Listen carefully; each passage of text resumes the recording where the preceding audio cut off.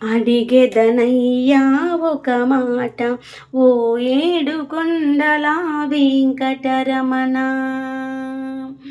అడిగెదనయ్యా ఒక మాట, ఓ ఏడు కొండల వెంకటరమణ. కోపగించక నా పైన వివరము తెలుపు ఈ పూట. అడిగెదనయ్యా ఒక మాట, ఓ ఏడు కొండల వెంకటరమణ. తావిన విరిసిన పువ్వులు మురిసి నీ కొలువున రాలుటెందుకు? మోవిన పుట్టిన మాటలు పెరిగి మనుషుల దూరం చేయుటెందుకు? మంచిని చేస్తే మాటలెందుకయ్యా? వంచన నీడల చెలగాటం ఎందుకయ్య స్వామి? ఎందుకయ్య స్వామి? అడిగెదనయ్యా ఒక మాట, ఓ ఏడు కొండల వెంకటరమణ. మనుషులు ఒకటే అని అంటావు, అంతే ఎరుగని అంతరాలు సృష్టిస్తావు. మనిషికి మనిషి సరిపోడని అగాధాలు కల్పిస్తావు. మంచిని చేతగానితనమని వంచన పంచన నిలబెడతావు. ఎంచి చూడగా తరచివేయగా మంచికి గెలుపని అంటావు. అడిగెదనయ్యా ఒక మాట, ఓ ఏడు కొండల వెంకటరమణ. పడగల నీవు శయనిస్తావు, బాధల మమ్ము పడదోస్తావు. సిరిసతి సేవల మురిసే నీవు, మాచే సంపద పరుగులు తీయిస్తావు.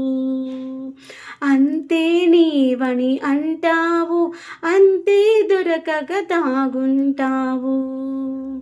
వింతాటలను ఆడిస్తావు, మము వింతాటలను ఆడిస్తావు. అడిగెదనయ్యా ఒక మాట, ఓ ఏడు కొండల వెంకటరమణ.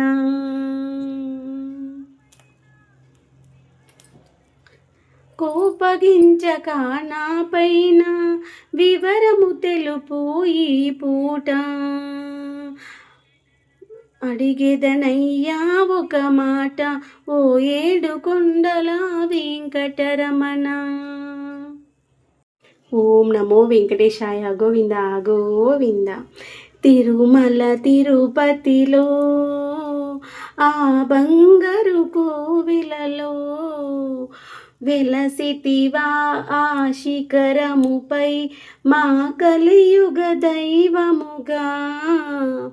జయ జయ గోవింద,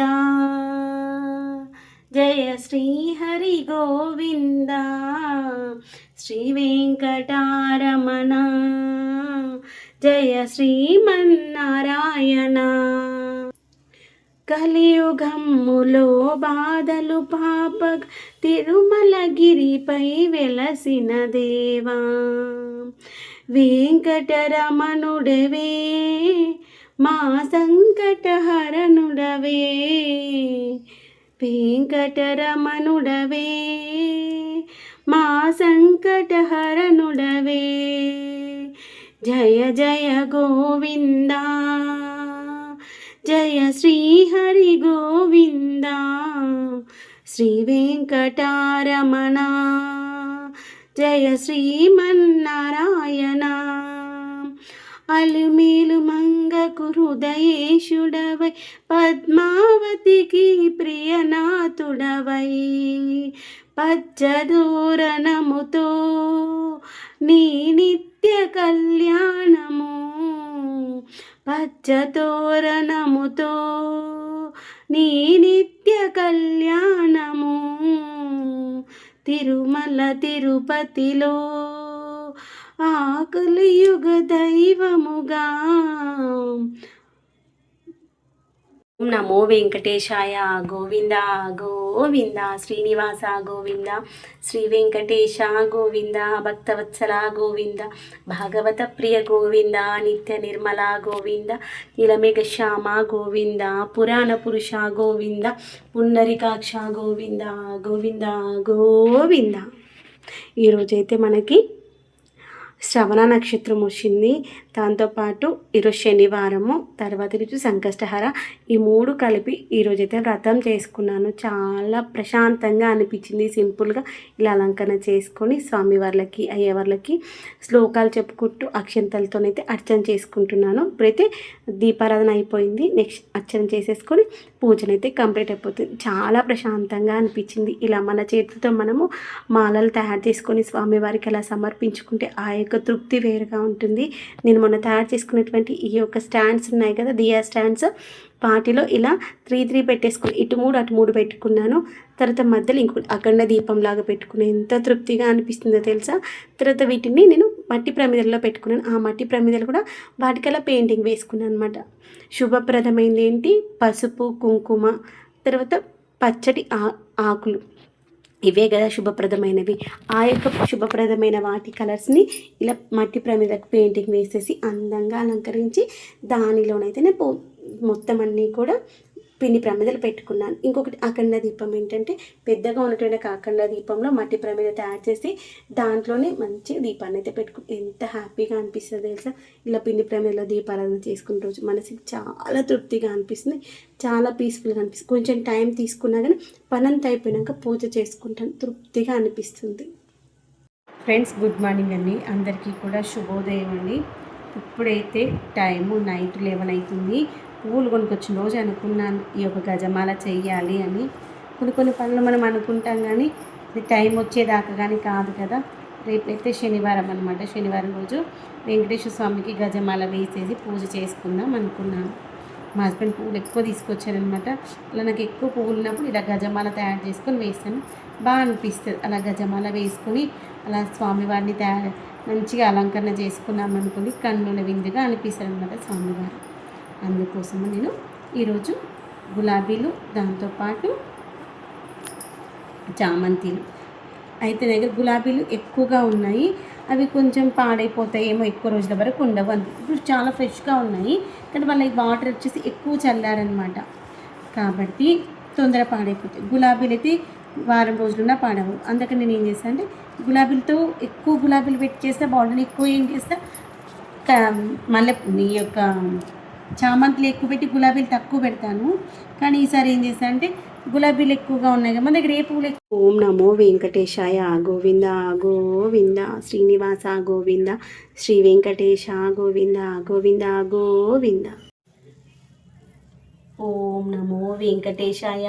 గోవింద గోవింద శ్రీనివాస గోవింద, శ్రీ వెంకటేశ గోవింద, భక్తవత్సల గోవింద, భాగవత ప్రియ గోవింద, నిత్య నిర్మల గోవింద, నీలమేఘ శ్యామ గోవింద, పురాణ పురుష గోవింద, పుండరీకాక్ష గోవింద గోవింద గోవింద, శ్రీనివాస గోవింద, శ్రీ వెంకటేశ గోవింద, భక్తవత్సల గోవింద, భాగవత ప్రియ గోవింద, నిత్య నిర్మల గోవింద, నీలమేఘ శ్యామ గోవింద, పురాణ పురుష గోవింద, పుండరీకాక్ష గోవింద గోవింద గోవింద, ఏడుకుండలవాడ వెంకటరమణ గోవింద గోవింద.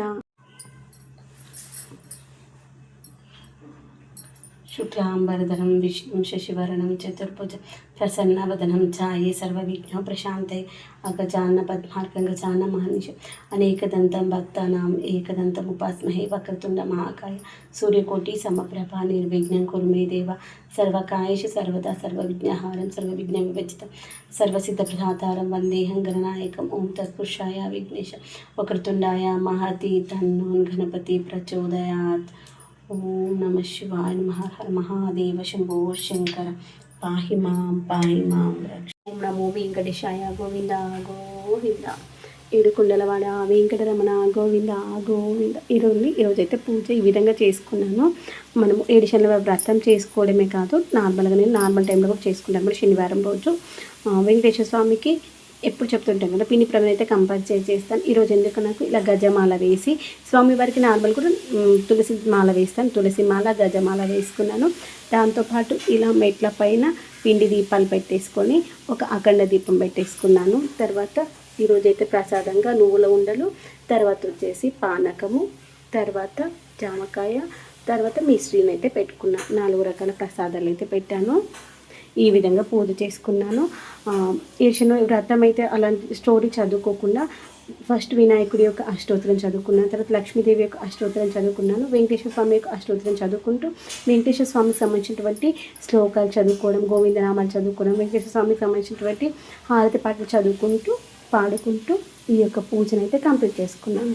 ఇక్కడేమో 7 శనివారం వ్రతంది చేసుకున్నాను కదా, ఇక్కడేమో నిత్య పూజ అనమాట.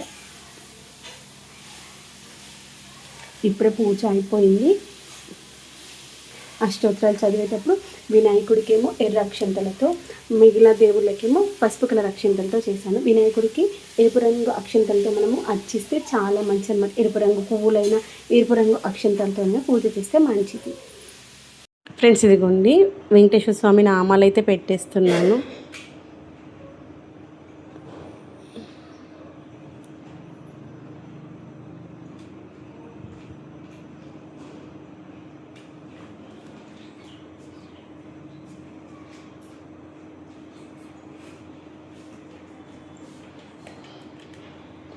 ఇంకా నెక్స్ట్ చుక్కలు, వైట్ చుక్కలు ఉన్నాయి కదా, ఆ రెడ్ చుక్కలు కూడా పెట్టేసుకుందాం. ఓమైందా అని ఎందుకు వచ్చింది? పెయిన్ స్మెల్ వచ్చింది నాకు తెలిసి కదా. ఇప్పుడు ఇక్కడ కూడా చుక్కలు పెట్టేసాం.